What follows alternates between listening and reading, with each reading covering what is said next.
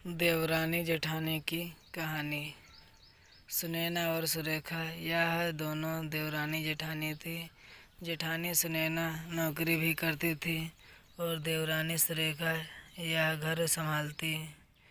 उनका परिवार बहुत बड़ा था। सास ससुर और उन दोनों के बच्चे कुल मिलाकर 10 लोग घर में रहते। और अब बहुत साल बाद उनकी बुआ सास अपने भाई के घर रहने आई थी। सुबह उठने के बाद बुआ सास ने देखा कि सुनैना फटाफट अपने काम कर रही थी। सुरेखा ने नाश्ता बनाया और वह नाश्ता सुनैना ने सबको परोसा। उसके बाद सुनैना ने अपना टिफ़िन पैक किया और वह काम पर निकल गई। सुरेखा ने वापस दोपहर का खाना तैयार किया और थोड़ा वक्त अपनी सास और बुआ सास के साथ बैठी रही। बुआ सास से रहा नहीं गया। उन्होंने सुरेखा को पूछा, छोटी बहू, तुम्हारी जेठानी तुम पर बहुत हुक्म चलाती है। सुबह से देख रही हूँ रसोई घर में अकेले ही काम करती हो और वह महारानी दिखावा करने के लिए नाश्ता परोस रही थी, जैसे कि उसी ने ही नाश्ता बनाया हो। यह सुनने के बाद सुरेखा ने बुआ सास के तरफ देखा और बोली, बुआ सास जी, ऐसा कुछ नहीं है। सुनैना दीदी बहुत अच्छी हैं। बुआ सास बोली, तुम बहुत भोली हो सुरेखा, मुझे सब समझ में आता है। मेरे बाल धूप से सफ़ेद नहीं हुए हैं।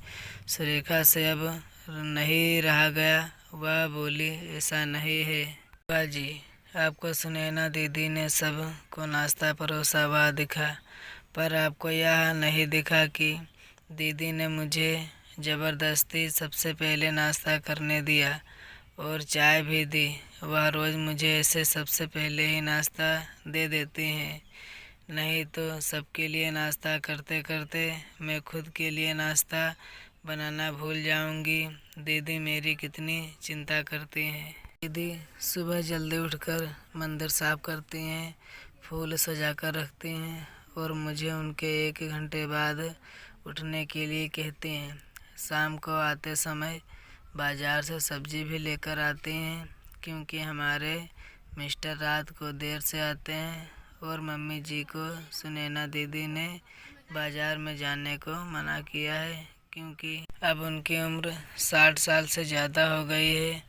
बाज़ार में जाते समय उनको तकलीफ़ होगी, उनके पैर बहुत दुखेंगे।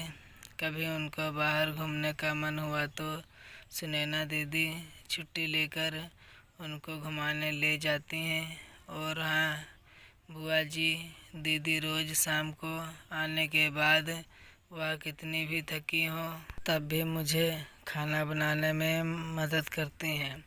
वह मेरी बड़ी जेठानी ज़रूर हैं, पर मुझे अपनी छोटी बहन ही समझती हैं और मैं उनको अपनी बड़ी बहन समझती हूँ। यह सब सुनकर बुआ सास एकदम चुप हो गई। उनकी चुगली सुरेखा के आगे टिक नहीं पाई। शाम को सुनैना सब्जी की थैली सुरेखा के पास देते हुए बोली, सब्जी के साथ तुम्हारे मनपसंद लेखक की किताब भी उसमें है। यह सुनकर सुरेखा खुश हो गई। सुनैना को थैंक यू बोलकर सब्जी की थैली किचन में रखकर वह अपने रूम में चली गई।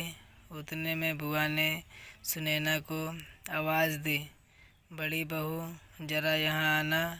वह बोली, सुनैना तो इतनी मेहनत करके पैसे कमाती है और ऐसे फालतू में किताब खरीदी करके मुफ्त का खर्चा करती हो, वह भी अपनी छोटी देवरानी के लिए। वह ऐसे भी घर में बैठकर करती क्या है? तुम दिन भर मेहनत करती हो, वह घर में आराम करती है। इस पर सुनैना हंसकर बोली, क्या बुआ जी, आराम? और सुरेखा, उसे तो कहने पर भी वह आराम करती नहीं है। सुबह उठकर बेचारी काम करती रहती है। सबका मनपसंद खाना, मेरे और उसके मिलाकर 4 बच्चों का टिफ़िन सब वही तो करती है, और तब भी उसके चेहरे पर हमेशा आनंद दिखता है। सुबह की चाय पीने के लिए उसके पास वक्त नहीं रहता। दोपहर को जब बच्चे घर आते हैं तो उनका खाना, होमवर्क सब वही देखती है। इसलिए मुझे बच्चों का टेंशन नहीं है और इसलिए ही मैं ऑफिस में मन लगाकर काम कर पाती हूँ। कुछ दिन पहले ही मुझे प्रमोशन मिला है। इसके अलावा मम्मी जी और पापा जी की दवाइयाँ कभी ख़त्म हो गई और कभी लाना हो तो वही ध्यान में रखती है। घर में कोई मेहमान आए तो मेहमान नवाजी भी वही करती है। बुआ जी घर और बच्चे संभालना छोटी बात नहीं है। इतना सब सुनकर बुआ जी उनकी तो बोलती ही बंद हो गई। सुनैना कभी कोई शिकायत नहीं करती है। फिर मैं मेरी छोटी बहन के लिए इतना नहीं कर सकती? मैं नहीं करूँगी तो फिर कौन करेगा? इतना बोलकर सुनैना अपने रूम में चली गई। यह सब बोलना सुनैना की सास पीछे खड़े होकर सुन रही थी। वह बुआ के पास आई और बोली, जीजी, यह दोनों देवरानी जेठानी जरूर हैं, लेकिन उनका रिश्ता दो सगी बहनों से ज़्यादा पक्का है। मेरे घर की मजबूत दीवारें हैं यह दोनों। पहले मैं भी एक बुरी सास थी, हमेशा इन दोनों में झगड़ा लगाने का प्रयास करते थे, पर यह दोनों के प्यार के आगे मैं भी हार गई। वैसे भी झगड़ा लगाकर नुकसान तो हमारे ही घर का होगा ना। पर यह बात बुआ को समझ में नहीं आई। रुदन करते हुए कमरे से बाहर चली गई, क्योंकि उन दोनों में झगड़ा लगाने के लिए ही वह आए थे। पर सुनैना और सुरेखा, इनके जैसी दो समझदार देवरानी जेठानी के बीच झगड़ा करवाना बहुत मुश्किल था। तो दोस्तों, सुनैना और सुरेखा, इनकी जैसी समझदार देवरानी जेठानी जिस घर में होंगी उस घर का कोई बुरा नहीं कर सकता।